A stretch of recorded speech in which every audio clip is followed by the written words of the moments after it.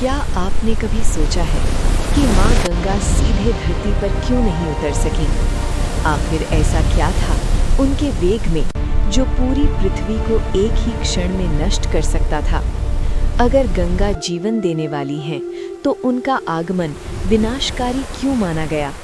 ये रहस्य जुड़ा है एक श्राप से, एक तपस्या से और एक ऐसे संकल्प से जिसने इतिहास बदल दिया। ये बात है उस समय की जब पृथ्वी पर राज करते थे एक महान और पराक्रमी राजा, राजा सगर। उनकी शक्ति, उनका साम्राज्य चारों दिशाओं में फैला हुआ था, लेकिन हर राजा की तरह उनकी भी एक इच्छा थी, अमर यश पाने की। और इसके लिए उन्होंने निर्णय लिया अश्वमेध यज्ञ का, एक ऐसा यज्ञ जो किसी भी राजा को सर्वश्रेष्ठ बना सकता था। लेकिन स्वर्ग में बैठे देवराज इंद्र ये सब देख रहे थे और उनके मन में धीरे धीरे जन्म लेने लगा भय कि अगर ये यज्ञ पूरा हो गया तो राजा सगर मुझसे भी अधिक शक्तिशाली हो जाएंगे। और यही भय बन गया एक षड्यंत्र। इंद्र ने यज्ञ का घोड़ा चुरा लिया और उसे ले जाकर एक शांत आश्रम में बांध दिया, जहां कपिल मुनि गहरी तपस्या में लीन थे। जब घोड़ा गायब हुआ तो राजा सगर क्रोधित हो उठे। उन्होंने अपने 60,000 पुत्रों को आदेश दिया, जाओ और उस घोड़े को ढूंढ कर लाओ। सगर के पुत्र धरती को खोदते हुए हर दिशा में खोज करने लगे और आखिरकार वे पहुंचे उस आश्रम में जहां कपिल मुनि ध्यान में लीन थे। लेकिन बिना सोचे समझे उन्होंने मुनि पर ही आरोप लगा दिया, आपने ही घोड़ा चुराया है। उस क्षण कपिल मुनि की तपस्या भंग हो गई। उन्होंने धीरे से अपनी आंखें खोलीं और उनके भीतर से निकला अग्नि समान क्रोध। और अगले ही क्षण सगर के 60,000 पुत्र एक ही पल में भस्म हो गए। उनके शरीर तो नष्ट हो गए, लेकिन उनकी आत्माएं मुक्त नहीं हो पाईं। वे भटकती रहीं, अधूरी, अशांत। तब ऋषियों ने कहा, इनकी मुक्ति तभी संभव है जब स्वर्ग की पवित्र गंगा पृथ्वी पर आए। राजा सगर के बाद उनके पोते अंशुमन ने प्रयास किया।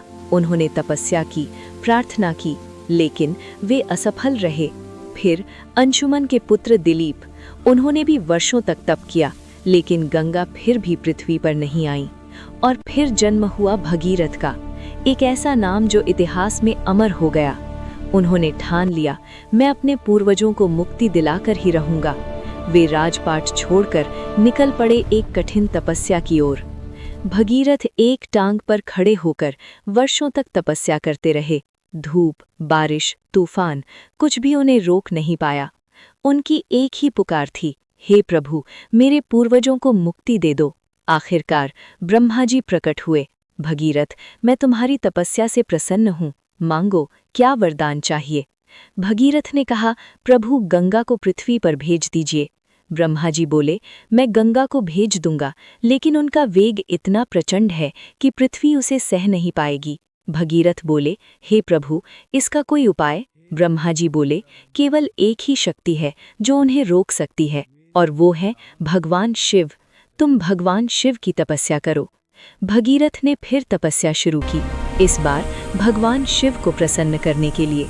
वर्षों बाद महादेव प्रकट हुए, शांत, स्थिर, अडिग। भगीरथ ने तुरंत हाथ जोड़ लिए और विनम्र स्वर में बोले, हे महादेव, मैं आपका भक्त भगीरथ आपको प्रणाम करता हूँ। हे प्रभु, मेरे पूर्वज श्राप के कारण भस्म हो चुके हैं, उनकी आत्माएं आज भी भटक रही हैं।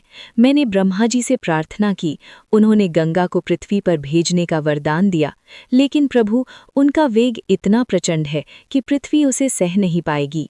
हे महादेव, केवल आप ही हैं जो इस दिव्य धारा को संभाल सकते हैं।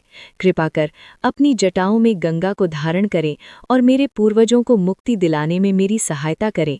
भगवान शिव कुछ क्षण मौन रहे और हल्की मुस्कान के साथ बोले, भगीरथ, तुम्हारी तपस्या ने मुझे प्रसन्न किया है। तुम्हारा संकल्प, तुम्हारी भक्ति अद्वितीय है। मैं तुम्हारी सहायता अवश्य करूंगा। गंगा का वेग सच में अत्यंत प्रचंड है, लेकिन मैं उसे अपनी जटाओं में समेट लूंगा और फिर उसे शांत रूप में पृथ्वी पर प्रवाहित करूंगा। जाओ भगीरथ, तुम्हारा उद्देश्य पूर्ण होगा। और फिर माँ गंगा प्रकट हुईं। आकाश में गर्जना हुई, बादल फटने लगे। उनका वेग, उनकी शक्ति असीम थी। माँ गंगा पूरे वेग से पृथ्वी की ओर गिरने लगी। ऐसा लग रहा था जैसे आकाश टूट रहा हो। पृथ्वी कांप उठी, हर ओर विनाश का भय। लेकिन तभी हिमालय की चोटी पर भगवान शिव प्रकट हुए, शांत, अडिग। उन्होंने अपनी जटाएं खोल दी और गंगा उनकी जटाओं में समा गई। उनका सारा वेग एक ही क्षण में शांत हो गया। शिव की जटाओं में फंसकर वे बाहर निकलने का मार्ग ही नहीं ढूंढ पाईं। कुछ समय बाद राजा भगीरथ ने हाथ जोड़कर प्रार्थना की, हे महादेव, कृपा कर माँ गंगा को पृथ्वी पर बहने दें। तब भगवान शिव मुस्कुराए और अपनी जटाओं से एक पतली शांत धारा पृथ्वी की ओर छोड़ दी। अब गंगा शांत थीं, संयमित थीं और धीरे धीरे वे भगीरथ के पीछे पीछे चलने लगीं। मुक्ति की ओर यात्रा करने भगीरथ आगे आगे, गंगा उनके पीछे पीछे। पहाड़, जंगल, मैदान सब पार करते हुए वे उस स्थान की ओर बढ़े जहां सगर के पुत्रों की राख पड़ी थी। जिस शक्ति से पूरा संसार डर रहा था, अब वही शक्ति जीवन देने जा रही थी। लंबी यात्रा के बाद आखिरकार वे उस स्थान पर पहुंची जहां सगर के पुत्रों की राख थी। जैसे ही गंगा का जल उन्हें स्पर्श करता है, उनकी आत्माओं को मुक्ति मिल जाती है। और जिस पवित्र स्थान पर ये चमत्कार हुआ, उसे आज गंगा सागर के नाम से जाना जाता है, जहां गंगा समुद्र से मिल जाती हैं। ये कहानी हमें सिखाती है, शक्ति चाहे कितनी भी बड़ी क्यों ना हो, उसे संतुलन की ज़रूरत होती है। अगर आपको ऐसी कहानियाँ पसंद हैं, तो वीडियो को लाइक करें और चैनल को सब्सक्राइब करना ना भूलें।